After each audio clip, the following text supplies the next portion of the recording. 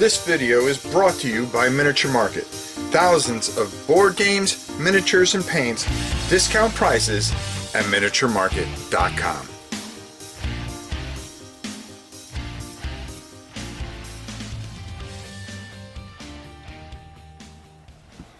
Hello everybody, it's your old pal Rob.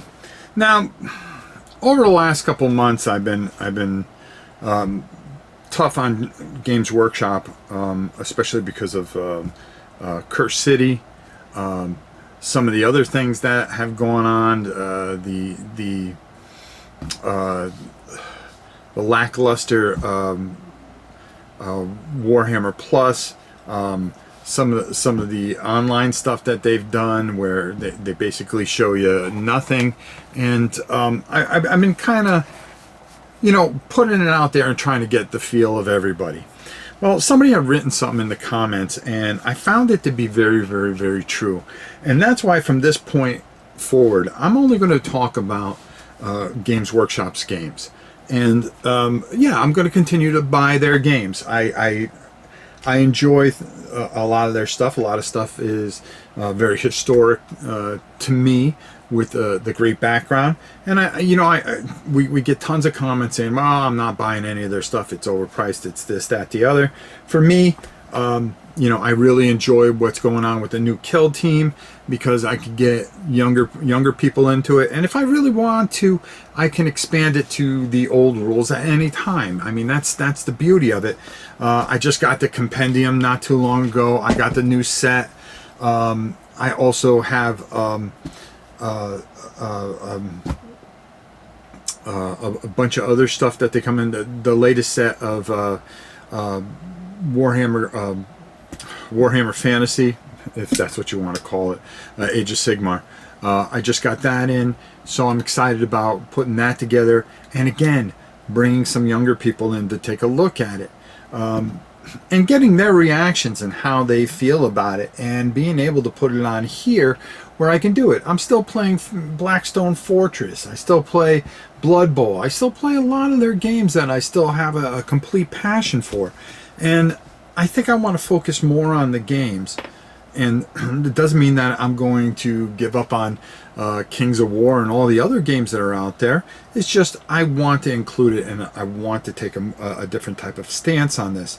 But the person had written and said, something, one of the things that people love to do are make videos that are negative about Games Workshop, because number one, it gets views, it gets clicks, and all this other stuff. And I thought to myself, that's not what I was trying to do, and I don't want to be that person. I'm not out here for clicks and stuff like that. I'd like to present things to my community, because a lot of people that are in my community are an older community, believe it or not, because I'm an old guy too. And one of the things is that we remember the old days, where the younger fan does not remember the old days. And I want to come across more positive, talk more about the game and not their practices.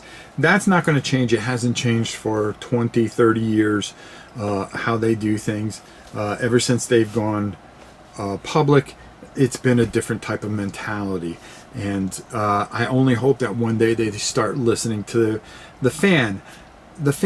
And I think I want to concentrate more on the games. I don't want to be that guy, like a certain person who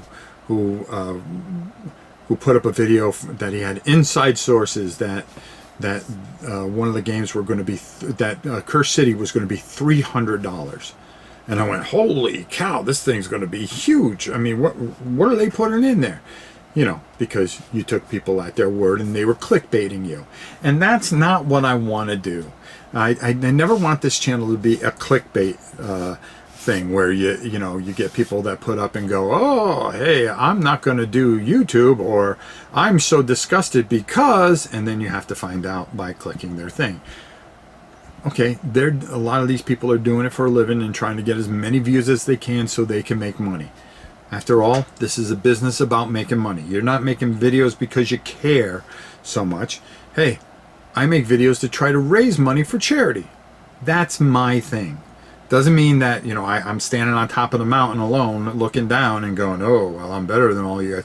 No, we all do it for different reasons. Some people do it to survive and take care of their families. Some people do it otherwise. And one of the hot topics is always the business practices of Games Workshop. And I just think it's something I need to get away from and be not so much more positive. If a game is bad, I'm going to tell you the game is bad.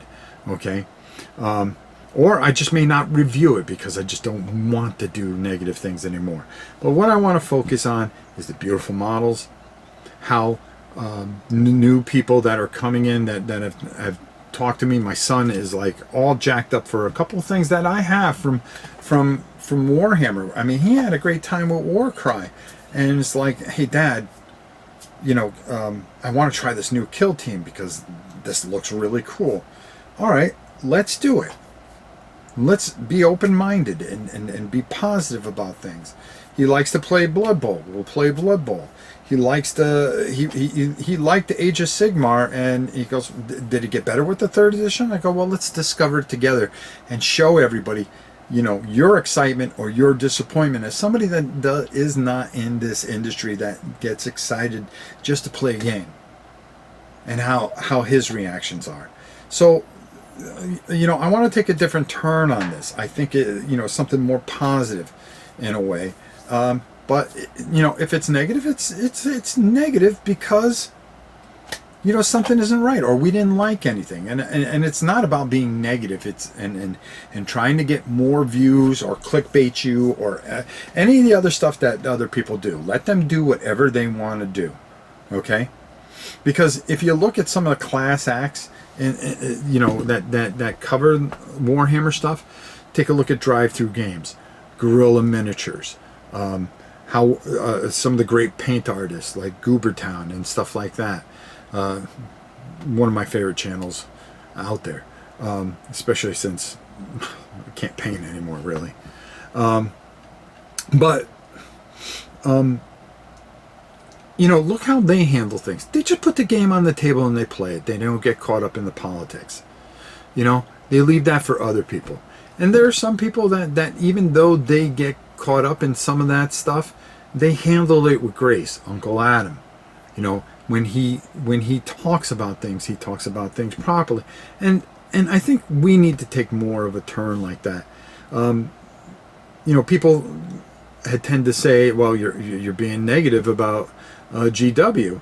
And I actually had a friend here, Mike, who watches the videos and was just very open and said, why are you so negative about GW? I'm not negative about GW. I love GW. Look at all, you look in this room, half the stuff around here is GW stuff. Of course, not on this shelf, but up there, yeah. And there's a lot of GW stuff. Heck, I got Kings and Things over there too. Warhammer Quest right here. I mean, I can go on and tell you all the things that I could just look around and see all the GW stuff. My love for GW will not die. That is something that is very personal to me. I've had friends that I spent a lot of time playing that stuff with that are no longer with us, and it becomes very personal because I have some of their stuff, and I look forward to them bringing out and hopefully touching on some of the more historic stuff that they have available to their arsenal, which belongs to them. And you know, when I criticize Warhammer Plus and scratch my head and go, hey, you know, you're cutting off your fans that really love you and want to see you succeed in fan art and all this other stuff, how it can really help you and you can have that connection with fans, you know, and I try to point things out and put it to you guys to get your response. Well, you know, I could see where it comes off negative, and I just don't want to do that. That's not what we do here, okay? And I want this to be positive and more concentrate on the games themselves, and you know, really have some fun with it. Look at the highs and lows, and hopefully make help you make a good decision. You know, yeah, no, we're not going to do it with the Cult of the New. You can check out all those channels, and they'll help you just as well, and do a great job. But you know, we want to give you a newer perspective as someone new to the hobby. You know, my son and a couple other people that are very excited to touch on some of these things. So going forward, I'm really looking forward to a better outlook on this and how we want to handle to me, one of the most iconic and iconic companies out there, Games Workshop, and really showcase it and just stop with the bandwagoning. You know, in a way, when I started looking around, I just felt like I was another person on the bandwagon, doing something that really doesn't need to be done. You know, you know, it's a fine line. It really is, and you try to point things out to help, but you can't sometimes just you know, because you remember things a certain way, it doesn't mean that I'm right. And I think I have to be a little bit more open to a newer mentality and how we look at things going forward. So you know something, we're not going to get the clicks. It doesn't matter. What we want to do is focus in on how people see the games and play with the pluses and negatives to each and every game. And I think that is a fair assessment of what's going on with the mighty GW. So, until next time, it's your old pal Rob. We shall see you soon.